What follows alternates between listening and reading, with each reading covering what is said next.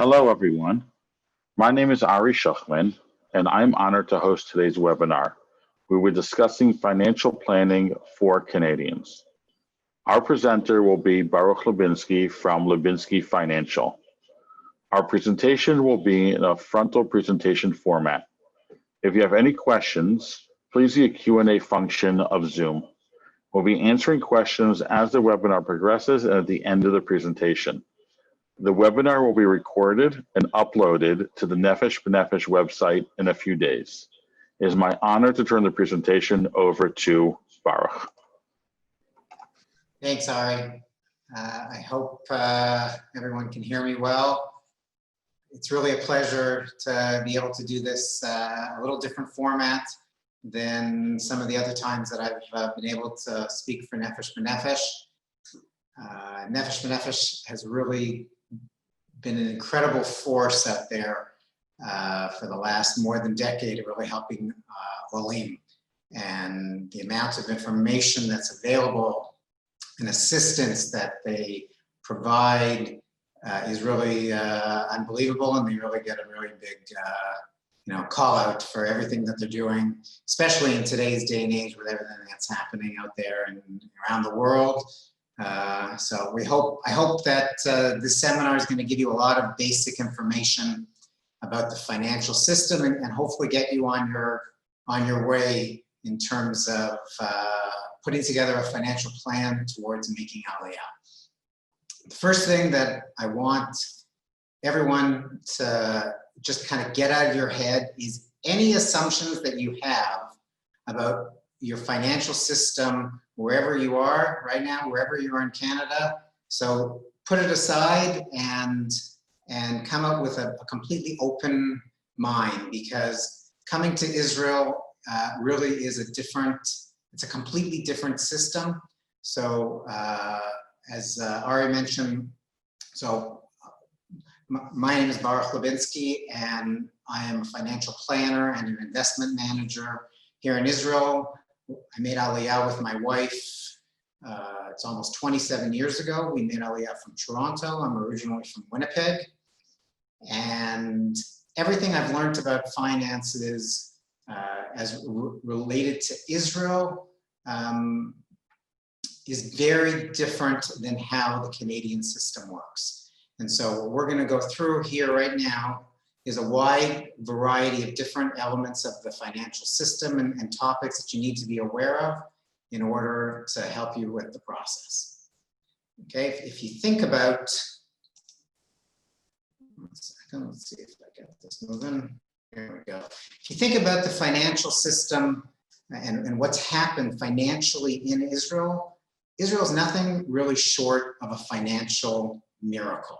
If you think about where it was, there was 5 armies that attacked Israel in 1948 with barely 600,000 people living here in the country. And now we look at what Israel is financially. It's one of the leading economies in the world. It's got high growth rates, low inflation. The population is continuing to grow. We have high tech. We have new gas discoveries that are making Israel energy self-sufficient. They have made major strides in the last decade to reduce their debt, such that they are considered, Israel is really considered to be one of the strongest economies in the world. And it's actually been represented by,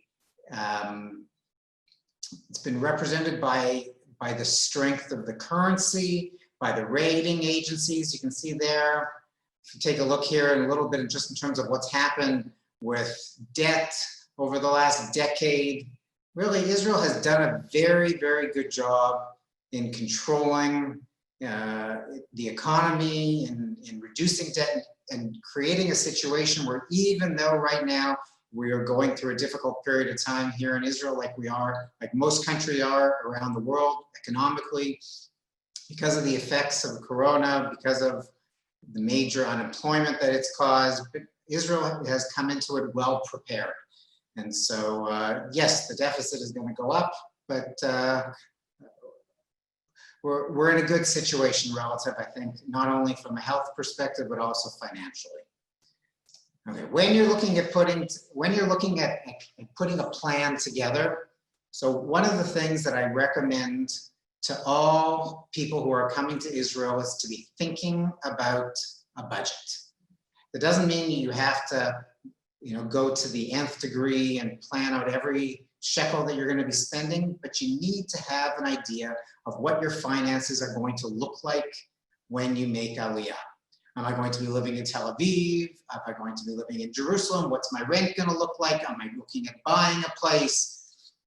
What's it going to look like in terms of all the other expenses that I have on a monthly basis? Am I coming with family? Do I need to travel?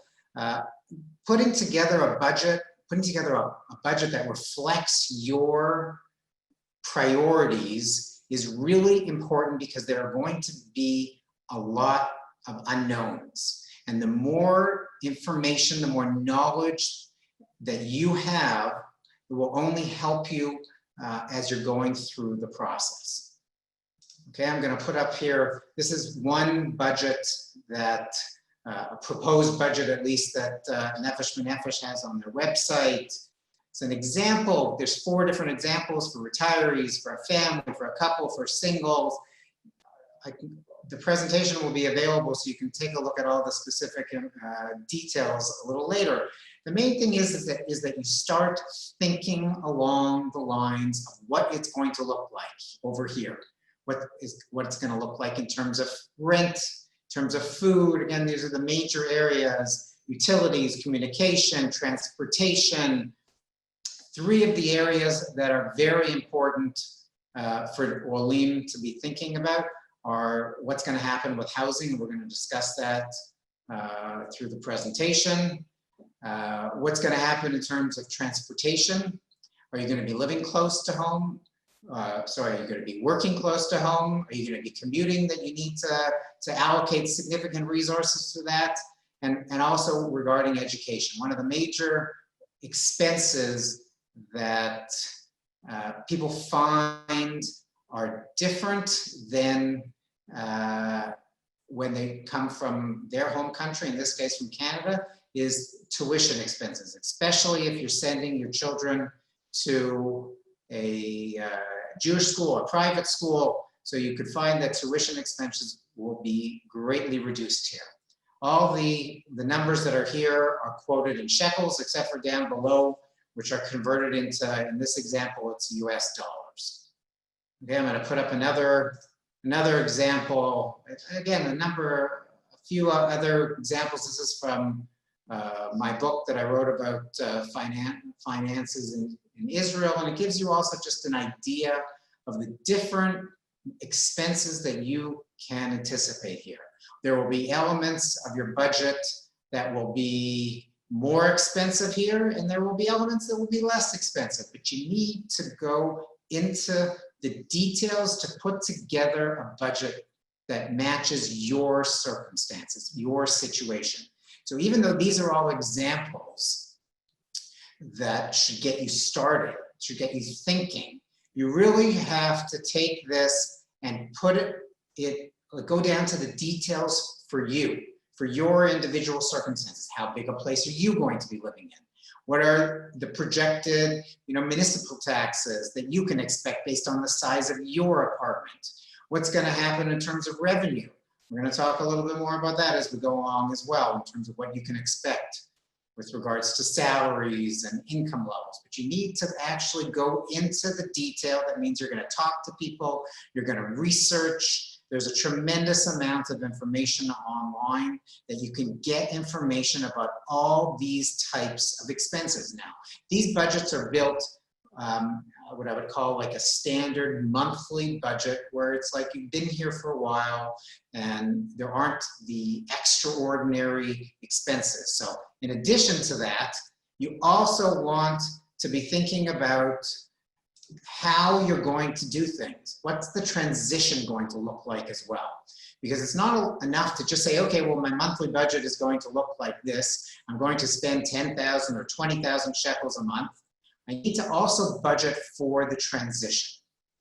Okay, there's going to be costs involved in moving to here to Israel, whether it's in shipping your furniture, it could be it might take you time to find a job, so you might have to budget a certain amount of money for that transition period where you're not going to have income coming in, but you still have to be able to afford to live. Now, there are going to be certain subsidies available.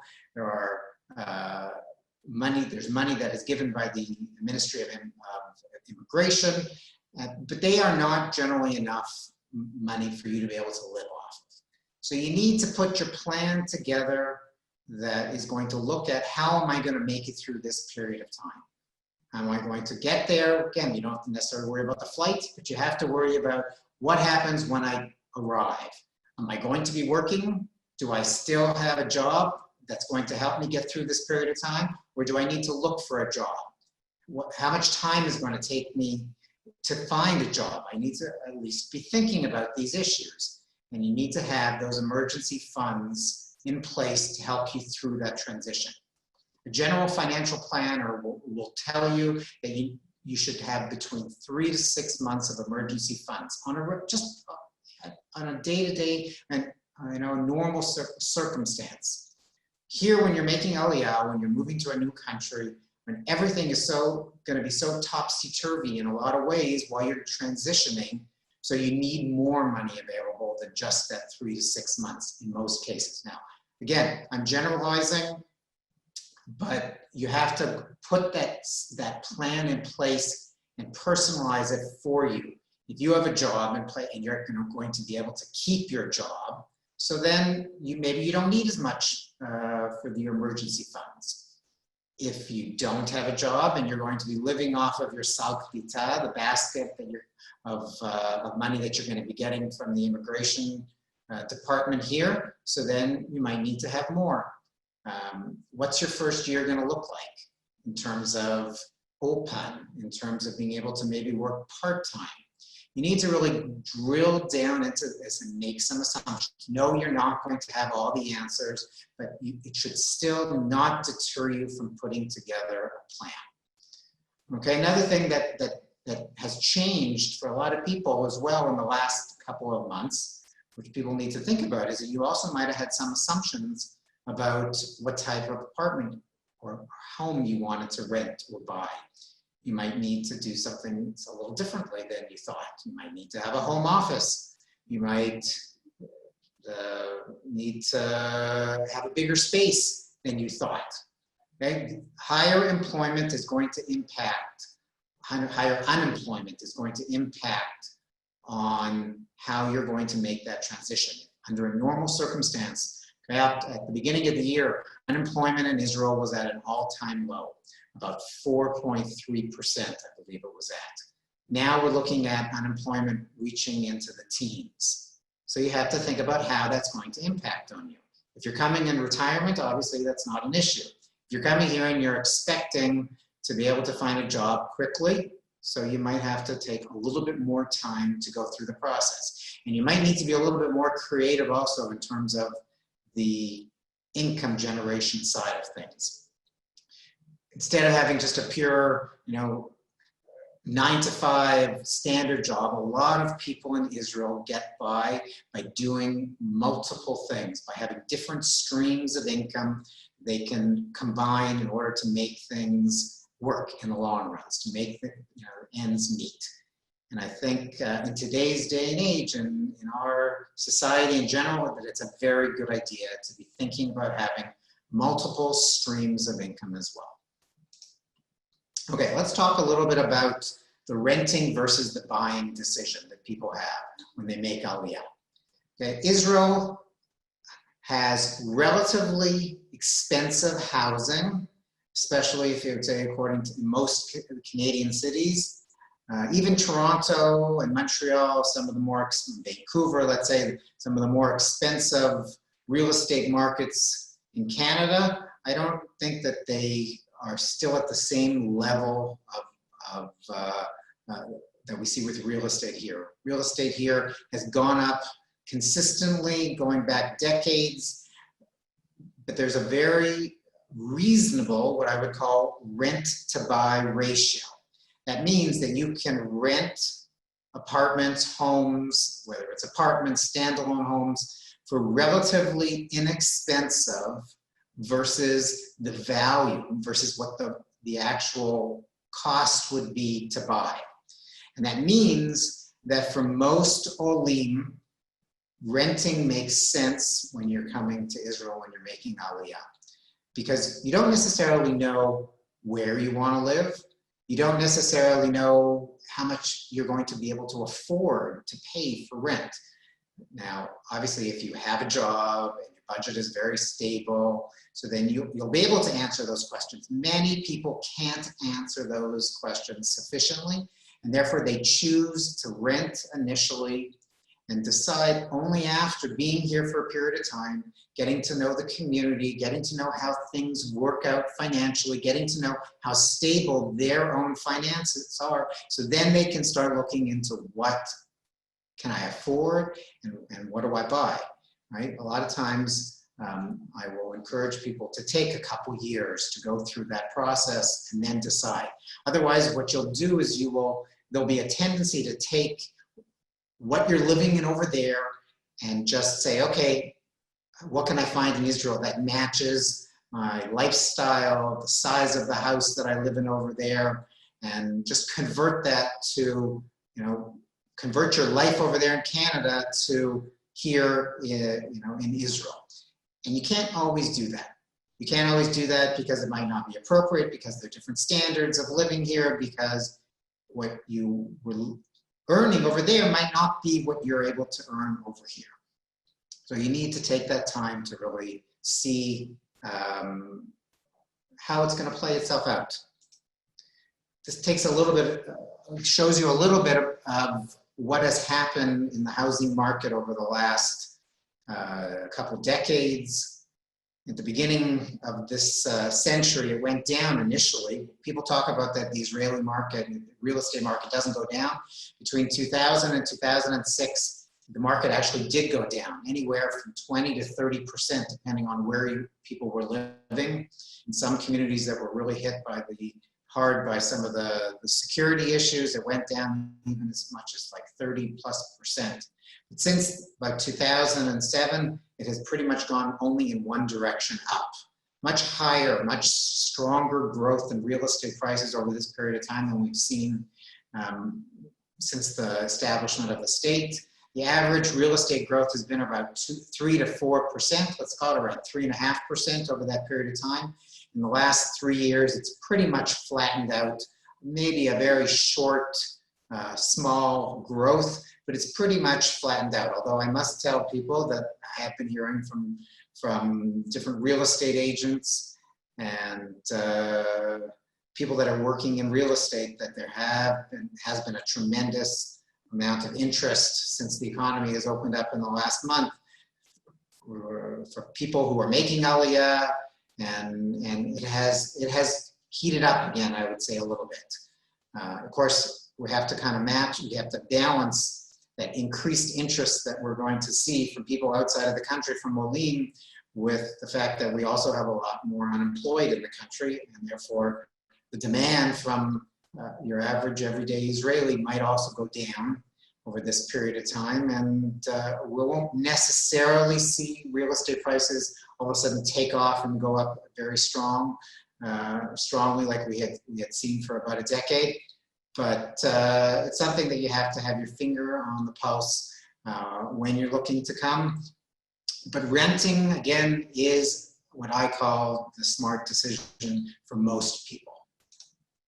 Okay, let's talk a little bit about employment benefits and what people can expect here in Israel. So one of the things that I would say sometimes can be a bit of an adjustment, sometimes even a shock, is when somebody thinks about or gets presented with wages here in Israel and they compare what they were earning over there to over here. So sometimes they can be like, wow, gosh, it's like, how is it so that I can be paid, 50% what I was earning in Canada do the equivalent type of job here in Israel. And the main thing that people really do need to understand is that you're not comparing apples and apples when you do that. When things are quoted here in Israel, so employers are generally will quote a gross wage, and it will not include a number of benefits that raise the real value of your salary by a tremendous amount. We're going to go through some of these different employment benefits that do that. So you can't compare apples to apples when you're comparing your wage level over there to here. You have to really look at the whole package. And in Israel, the employment benefits are really substantial. The main employment benefits are Bituach Manalim and Keren Pensias, which are types of retirement benefits. The average employer puts aside above your gross wage 8.33% towards severance and another 6.5% towards your pension. And that pension is also matched by the employee. So you can end up having just into your pension fund over 20% of your gross salary contributed into your long-term savings. And this is really a very, very substantial saving that most Israelis rely on in the long run. Right? Some of the questions we get often are, well, how does the average Israeli make it when the wages are lower? So when you're looking at things like your employment benefits, like your retirement funds, that money is being put aside for you, that really helps to contribute towards not only your retirement, but also people use parts of the retirement fund sometimes, or your severance for other things. If you're switching jobs, it's very common for Israelis to also use part of those savings for other needs over their working career. So it's a tremendous amount of money that could be put aside, that 20%. There's an additional savings plan that I would say the high majority of Israeli employers offer, which is something that's called the Keren Hishtalmut. Keren Hishtalmut is an advanced savings plan where employers contribute up to 7.5% and employee 2.5% of their gross wages. So it's another 10% that's put aside. This money gets put aside and invested for 6 years. And then after the 6th year, in the 7th year, kind of like the 7-year agricultural cycle here in Israel that we also have with the Shemitah. So in the 7th year, you can take that sabbatical and you can access this money. Now, it used to be that the money was used for people to go on a sabbatical. Nowadays, there's no such requirement. So it's another additional savings plan that you have at your disposal, but you don't even actually have to use it in the 7th year. I know many people will continue to contribute to your Keren Hishtalmut and not touch it, because the money in your Keren Hishtalmut is not only is the money that is contributed tax-free, but all the money, when you take it out, including all gains, are tax-free in Israel. So it's really the best savings plan that's available here, okay? Significant amounts of money can be put aside for any use for your retirement or for any other major purchases that you have over the years. Bituach Manalim and Keren Pensias, those are two different types of retirement policies that are set up. They also are tax deferred, but they're not tax free, which means you might pay some taxes on those savings in retirement. Now, it's not necessary. It's not all in all situations. It depends on how large your pension will be, whether you'll be taxed or not. But at least it will be tax deferred, and part of it will be tax free. So those are two major savings. So you can end up having a situation where your wages are at a certain level and an additional 30% of that wage level, your gross wage level, will be put aside for you in terms of savings. So I haven't followed recently what savings rate is in Canada. I know the savings rate in the United States is still in the single digits and has been for many decades for the most part. So when you're looking at 30%, so then 30% of your wages being able to be put aside for long-term savings, that's one of the major ways that Israelis get by. Some of the other employment benefits you see here are company car, right? Holiday gifts are very common. It's also common that employers will offer bonuses at the end of the year, or 13th month. Vacation days are something people have to be very aware of as well, and even cell phone usage as well. Cell phones are included.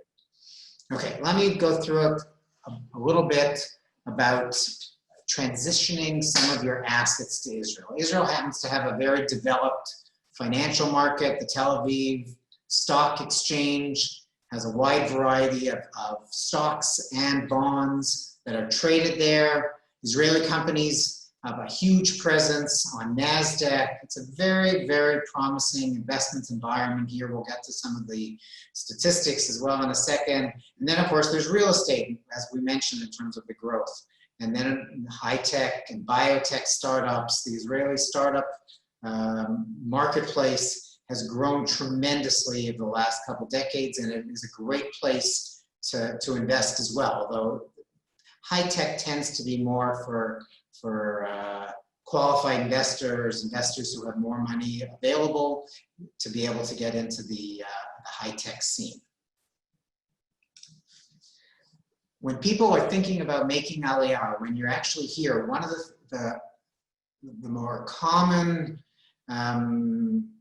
stories that I would hear in the past is, I'm making Aliyah, but my money is going to be staying in my home country. And I think it's a big mistake. Where you live is where you need to have a substantial amount of your assets, because that way you're hedged. You're hedged against currency fluctuations, as we're going to show you in a second, where you're hedged against what happens with inflation. You are connected to what's happening locally. You have access to your money. It's much easier to administrate your money, your assets from here in Israel. People find it more and more difficult to access their money if it's abroad. And we're not even talking about necessarily in like extreme circumstances like today, but in Corona times, where it's hard to reach a financial institution and to transfer money. But people want to have money, and they should have money here in Israel. That's not to say that I'm telling people that they should have a large amount of money here in Israel. It depends on your circumstance. But it's something that people do need to think about, making Aliyah with your assets and having your money invested here. Okay, something that I mentioned was currency challenges, and why you want to have money invested in shekels is because nobody knows what's going to happen to the dollar versus the shekel over time. We see in terms of this is what has happened with the shekel over the last about 15 years, I think this is. The shekel to dollar rate was at 2.5%, 2.5 shekels to the dollar. It climbed to over 4. It went down, it went up. And you see it's been pretty much in a decline for the last 4 or 5 years. And when you're living here in Israel and you're spending shekels, having all of your income and your assets in another currency can be dangerous, because you're making assumptions that you're going to have a certain amount of shekels available, but if your money is all invested or saved in another currency, it makes it much more difficult for you to properly budget. So you have to make sure that when you're putting together a budget, that you have enough room as well in your budget for currency fluctuations. Okay? That's not to say that I know where the dollar is going. Nobody knows where the dollar is going. When I look at this chart, it's natural. It would be natural for me to say, yeah, the Canadian dollar is likely to increase in value over time because it fluctuates, but nobody really knows where it's going. I know that we've seen this like really major decrease in value of the Canadian dollar now going back a number of years. At any point in time, it would have been reasonable to assume that the dollar would strengthen, but it hasn't. So nobody knows. It's a way of diversifying just to make sure that we have assets and we have savings here in shekels. This chart here shows just a little bit in terms of what has happened with the Tel Aviv stock market versus some of the other American indexes. I wasn't able, unfortunately, to compare it to the Canadian indexes here, but it gives you an idea. The top one is the Israeli 125, Tel Aviv 125 index, and that compares versus the other major American indexes going back for the last 20 years. So you see the Israeli market has done quite well. The chart is not meant to show you, oh, you should be investing in Israel because Israel always does better than the American markets or other markets that are in Canada. It's not the case. Depends on where you start the graph, depends on when you get into the investment. It just shows you that you should be looking at Israel as being a source of investments, a place that you can and you should be investing. Most people around the world, if they've done many surveys, that most people around the world have a major bias in investing in their local economy. And so here in Israel, it's the same thing. Israelis should be investing locally as well. And here just you can see a little bit in terms of like how the Israeli housing market is done versus the S&P 500 in shekels versus how the Tel Aviv 125 is done over time. Not bad at all. Okay, we're going to skip a little bit ahead here. Okay, I want to talk a little bit about tax planning in terms of the tax situation for Orlean, from Canada especially. So when you make Aliyah from Canada, at some point in time, you're going to declare yourself a non-resident in Canada, and you will become a tax resident here in Israel. It's important for you to coordinate this with your Canadian account because there are a number of very critical elements that you do need to plan. If you have large capital gains, if you have savings plans, if you are selling your home, all these things will impact on when you do this, when you become a non-resident. Once you become a non-resident in Canada, you won't have to file anymore in Canada. You'll only have to file if it's relevant here in Israel. And in Israel, you will have 10 years to not declare income that is earned outside of Israel. That means that if you are earning income from investments, or if you're working, actively working, traveling outside of the state of Israel and you're earning income, let's say you're going to, traveling back to Canada, or you're going to Europe and you're earning income outside of Israel, you will not need to report nor pay taxes on that income for the first 10 years. So under some circumstances, it's actually a very nice thing to be able to keep your money outside of Canada and outside of Israel and avoid paying taxes altogether, because you will be, if you have your money in a non-resident country, meaning you're not a resident in, let's say, an offshore center like Switzerland or the like, so you might be able to avoid having your money taxed anywhere over that period of time.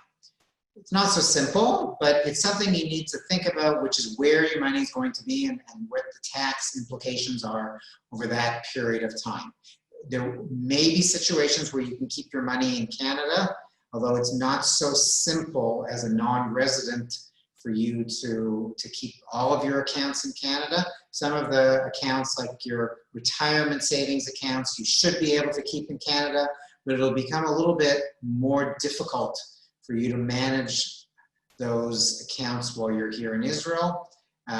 Something you need to plan, you need to talk to your financial institution over there. Some financial institutions are more open to it than others. So something to really look into. Here in Israel, the tax system is structured around tax credits. We're not going to really be able to go in depth at all into the tax system right now. I encourage anyone who has specific tax issues and questions. We'll be having another session on Wednesday night, together with a few accountants this week through Nefesh B'Nefesh, that we'll be able to go into a lot more depth in terms of the tax system. But most Israelis don't actually file taxes. They pay taxes, they don't file taxes, because taxes are taken off at source. That means employers remit taxes for you. The banking system remits taxes for you if you have money that's invested through the banking system or the brokerage houses. So you have tax credits, which define which are based on your status. If you're a man or if you're a woman, if you have children, if you have different extra tax credits, which might come in many circumstances, if you did the army, if you live in a development town, and those reduce your tax burden. And then you give that information over to your employer and they remit taxes for you. Bituach Leumi is the national insurance, and they help with all kinds of different income supplements, maternity leave, approving all kinds of different special exceptions, pensions. Israelis contribute to Bituach Leumi both for their health tax as well as for supporting all of these income supplements and for Israeli pensions. Generally, you'll need to come to Israel before the age of 60 and start contributing to Bituach Leumi to qualify for an Israeli pension that is paid by Bituach Leumi.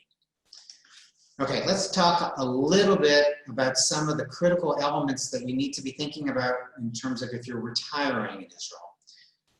Critical, again, to go through that budget and to look at what your costs are going to be, as well as what your income sources are. If you're making Aliyah from Canada, you might have OAS, you might have CPP that you're going to be able to collect, right? Depending on how many years you've contributed to OAS, it's generally you have to be there 20 years after 18 in order to qualify for OAS. CPP, it depends on your contributions, but you are able to collect those even here in Israel, and they will even pay them here into your bank account here in Israel. And then, as we mentioned, Bituach Leumi also pays out pensions if you're contributing here. And then there's your retirement accounts, Canadian accounts, Israeli accounts if you've been working here, and then your investments, whether it's income that you're generating from real estate or financial investments, partnerships, etc. Okay, all of those things you want to put together as part of your plan. Okay, keep in mind, all the additional costs that you might have when you're retiring here, whether it might be travel expenses or supporting your kids or whatever it might be. Put together that plan, talk to people, come up with what is the standard of living that you project yourself to be able to live on here in Israel, where you can live. It's a very different standard of living if you're living in Tel Aviv or Jerusalem than if you're living in Sfat or in Tiberia. Look at these communities, look at the different standard of living to be able to create a budget that's going to work for you as part of your retirement plan.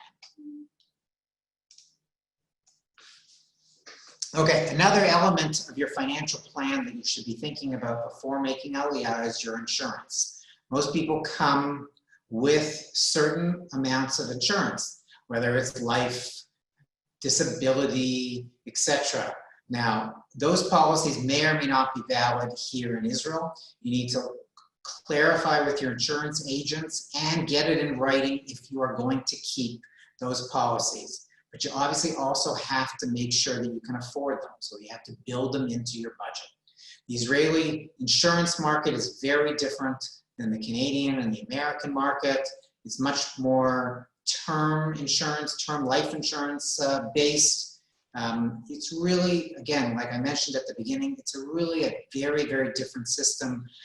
A lot of the insurance policies are built into your retirement savings plan. So if you're working here and you're contributing to your retirement savings plan, so there is insurance that is built into those policies, whether it's life insurance and disability insurance, right?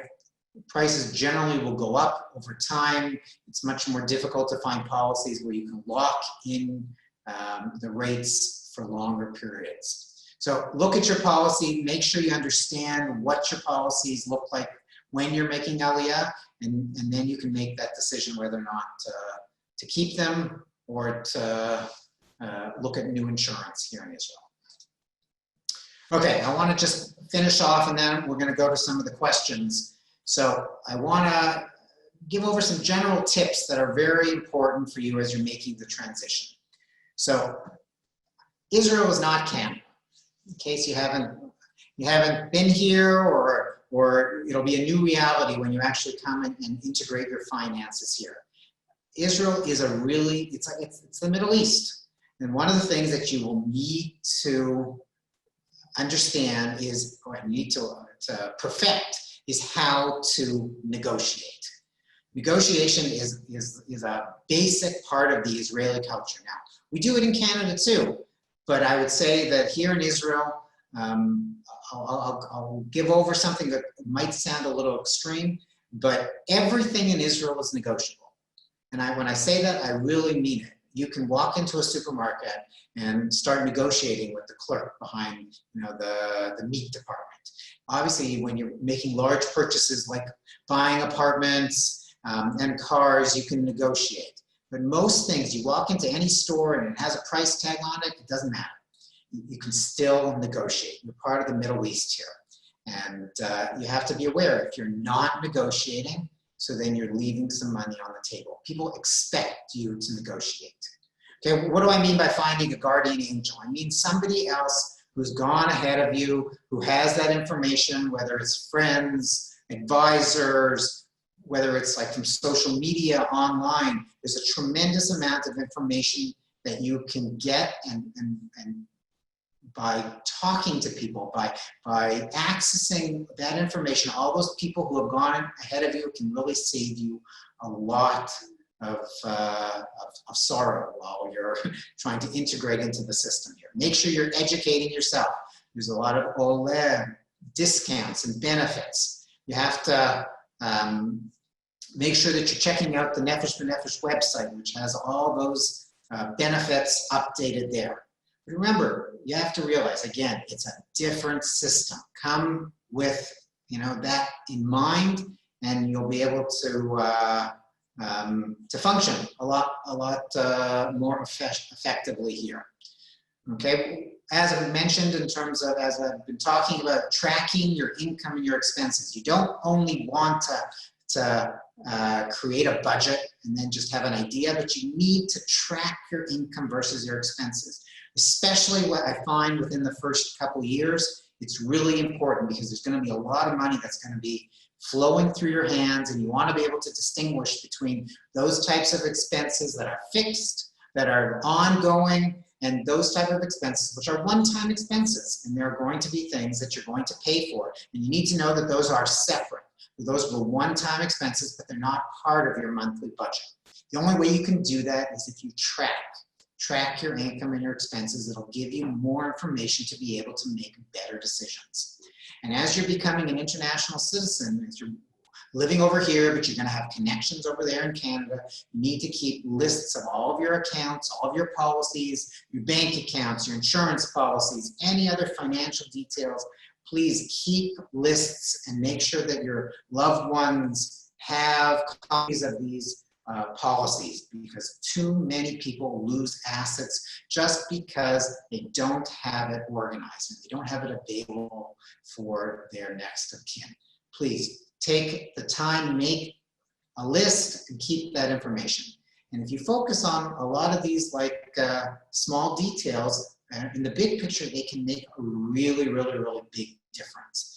You just have to sometimes have in mind, how do I make a little change? What do I do here? A little bit saved here. You might think that negotiating isn't necessarily going to save you a lot of money, but if you do it for everything, if you're always saving a little bit of money, it can really make a big difference. So, okay, that's pretty much what I wanted to go over. I'm going to start going through some of the questions and answers, just in terms of if you want more information from us. As I mentioned, We provide a lot of financial planning services, investment management. You can go to our website, sign up for my mailing list, contact us with any of the specific questions that we can't answer, that it might be too specific. So,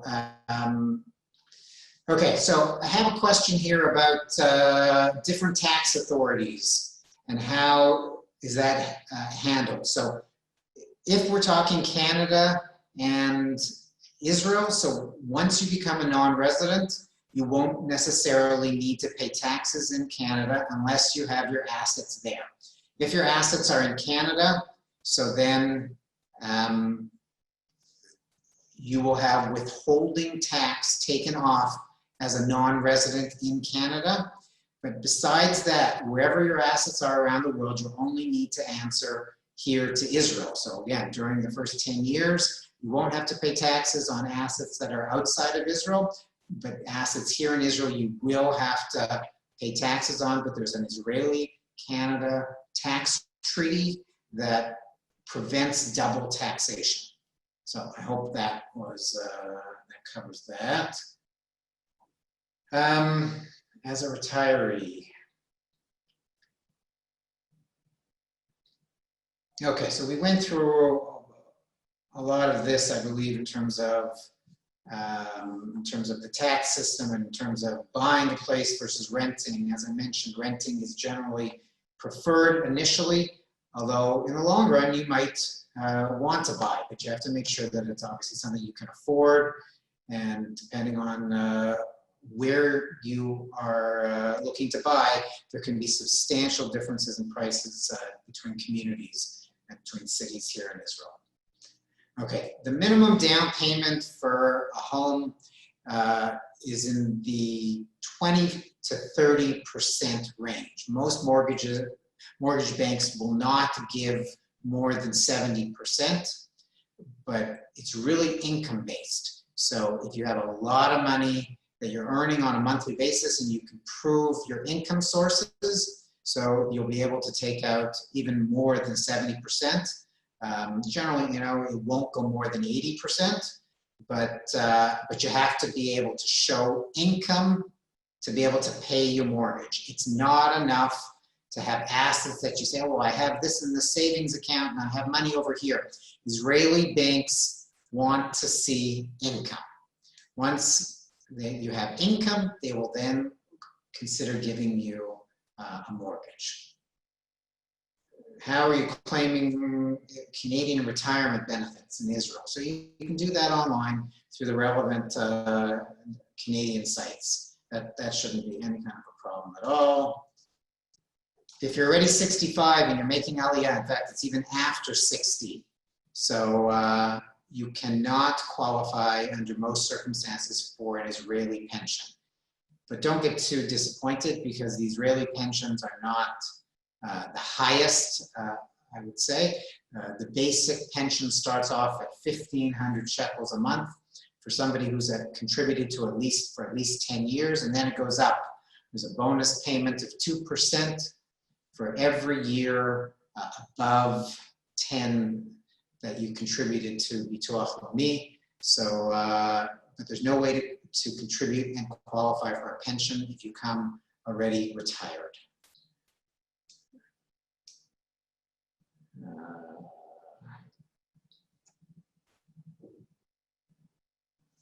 Okay, somebody asked about self-employment. I think self-employment is an option here. It's kind of like beyond the scope of, I believe, what we're going to be able to cover here, but it is definitely many people who have small businesses. Most Israelis who are running small businesses will need to work very closely with an accountant to make sure that you're doing everything correctly. No, you don't need to be an Israeli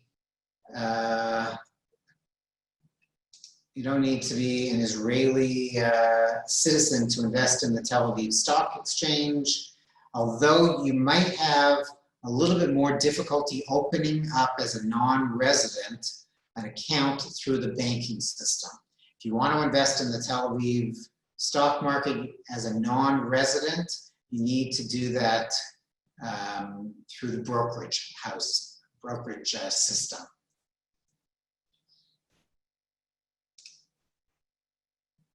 A returning Israeli, under some circumstances, will also have the 10-year tax benefit. Yes, they will, but it depends on how many years you're outside of the country. You have to be out for a number of years in order to qualify for that same 10-year tax benefit. If you take money out of your RRSP, so will I be taxed in Canada or Israel? So generally, you are taxed only in Canada. If you're taking it out, if you're taking anything out of your savings plans in Canada, and it's like a monthly distribution, so the tax rate in Canada will be 10% under most circumstances, and you will only be taxed in Canada. There is, like, again, that tax treaty that will determine who takes the first tax bite. For RRSPs, it is Canada.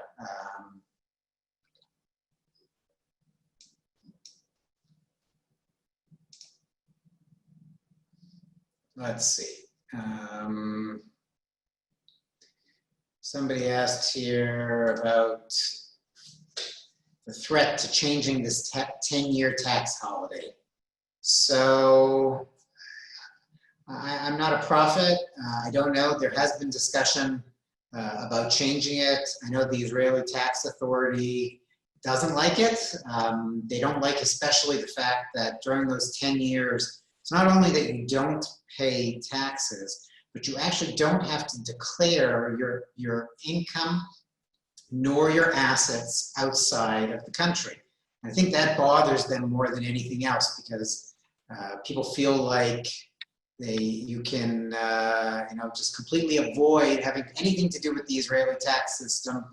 And it's a little bit of a fallacy, because now after the 10 years, when the Israel Tax Authority starts being in touch with Olim, they're actually going back under certain circumstances and making Olim prove that the income that they weren't reporting was being earned outside of the country. So I guess the short answer is I don't know whether they're talking. They do talk about it occasionally, about changing it, but I don't know of any current plans. I don't understand the question about the tax treaty between Canada and Israel. I want to know, what about the tax treaty? The tax treaty exists. It was updated 3 years ago to prevent double taxation under most circumstances.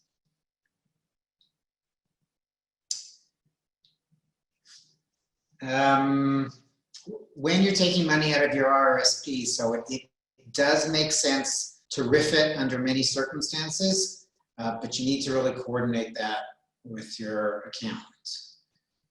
How do you transfer money to Israel? Okay, so let me go through this really quickly, which is there are two main ways to transfer money to Israel from Canada. One is through the banking system, and one is through the money changers. Okay, there are international money changers, currency, foreign currency exchangers, whether they're Israeli-based or whether they're international.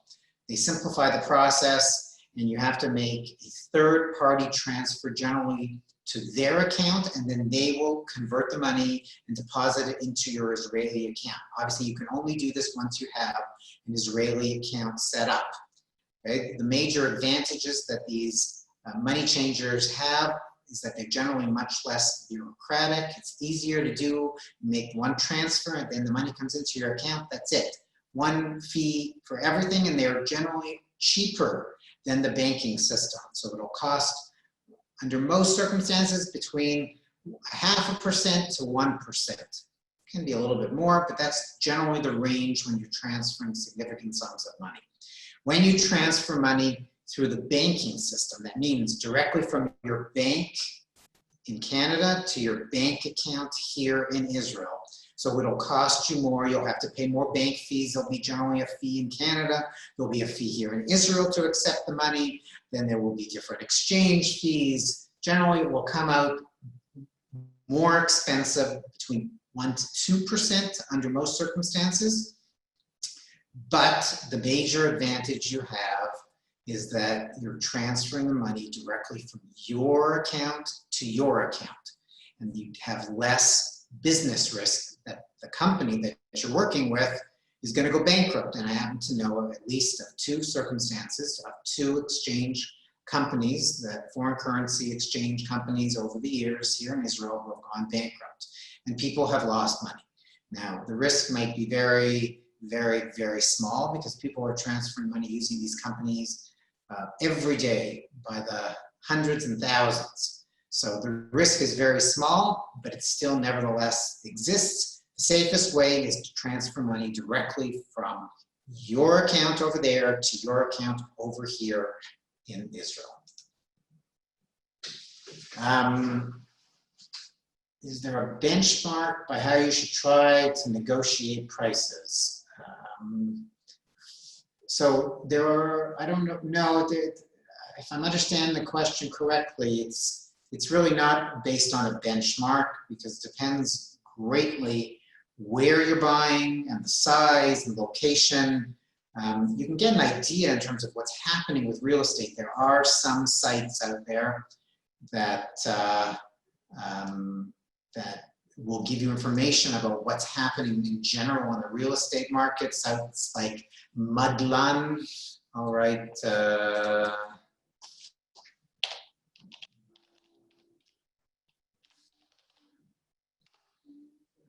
That's one of the websites. There's Yad Time that also has a lot of information about real estate, but it's not really a benchmark. It's really just trying to get an idea about what's happening.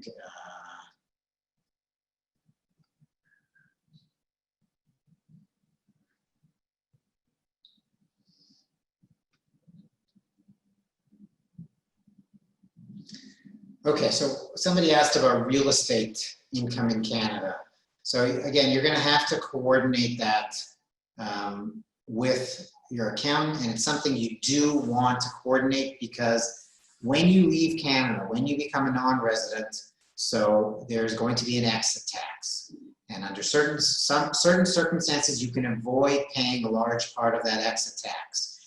But if you keep assets in Canada, so you have to really coordinate with them because you will be charged, in theory, you can be charged withholding tax as a non-resident in Canada, and you will also have a deemed disposition tax. Because when you leave, Canada wants you to pay a disposition tax. You're taking your assets with you, and so they, under most circumstances, they will deem you to have sold your assets, and you'll have to pay a tax.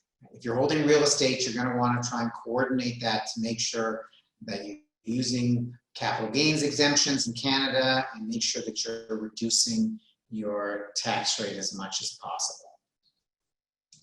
Somebody's asking about over 65, whether you have to file a tax return, I'm assuming in Israel. So as I mentioned, it's not based on your age, it's based on where you're earning your income and how you're earning your income. If you're just a salary employee, or if you have sources of income that are coming from non-taxable sources, like let's say from pensions in Canada, so then no, you won't actually have to file a tax return. But if you have significant assets outside of Israel, then you will have to file a tax return here in Israel.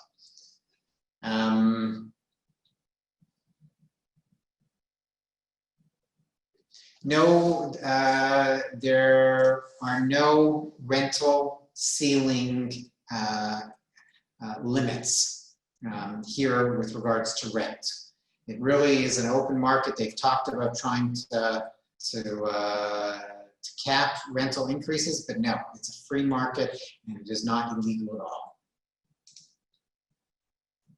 Somebody's asking about what third countries would you not need to pay taxes. So that's really any offshore country.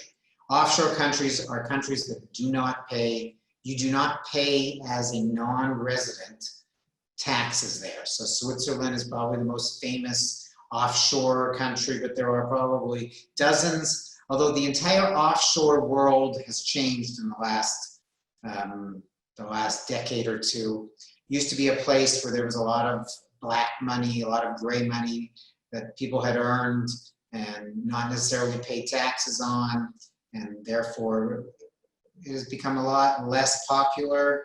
And I also will just mention that people like to have their money close by, and having your money offshore in countries where it's not so easy to access is not always the right decision for everyone. Israeli pensions. Pension age for women is 62, for men it's 67. Okay, that's for old age pensions through Bituach Leumi, and then there's all the private pensions that I mentioned and you're contributing to, which also technically those are the official retirement ages, but you can start your pension at any time after 60, and you don't have to even start it at 67. You can delay it, continue contributing, and have those pension income, your pension assets grow to increase your pension.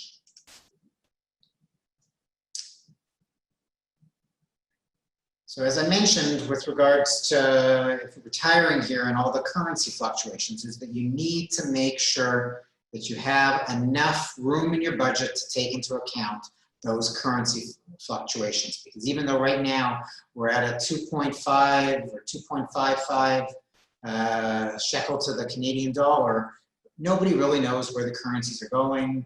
And it could even go down from here. So you have to make sure you have enough room. And that's why I also talked about diversifying and having money here in shekels, whether it's from income sources or whether it's from your investments as well.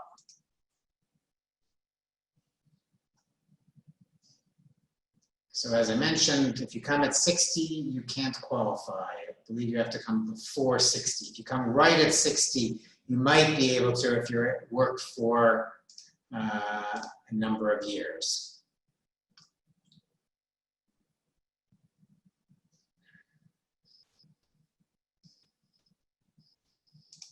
Okay, the Canadian work pension is only taxed as a non-resident in Canada. It's not taxed here in Israel at all. So I mentioned that with regards to disabilities, yes, there are disability allowances that are paid out by Bituach Leumi. You have to go through the process of applying, depending on your individual circumstances, for additional financial support.